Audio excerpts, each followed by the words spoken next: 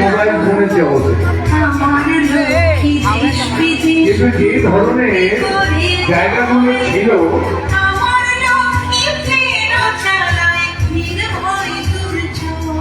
STD booth ছিল, আপনারা মনে করে দেখুন এসটিডি বুথ ছিল, তাতে 1 টাকার কয়েন ফেলে আমরা ভোট করতাম।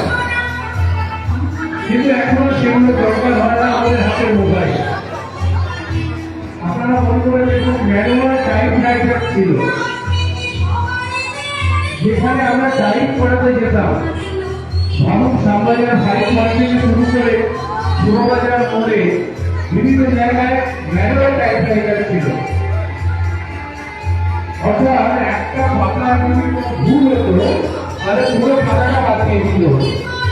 এখন সেটা দরকার হয় না, এখন আমরা ডিলিট করে দিই বা কপি করে দিই। কিন্তু তাদের সাথে কম্পিটিশনগুলো ছিল,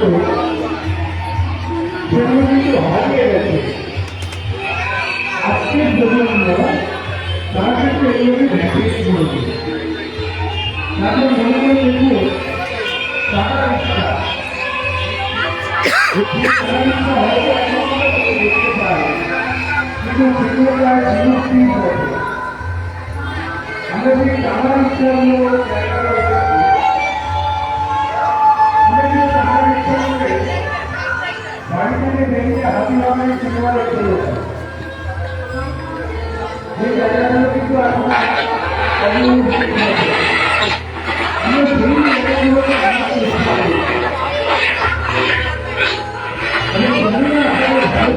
আমরা খরচ করা এই বছর করে ঘুরে গেছি।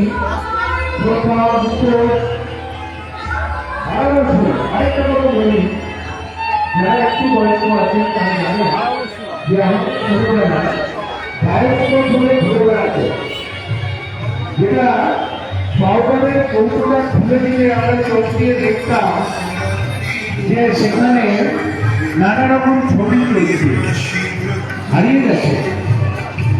এইগুলো হারিয়ে গেছে জীবন থেকে। তো সেইগুলোকে আমরা মনে করিয়ে দেওয়ার চেষ্টা করছি একবার আপনাদের কাছে।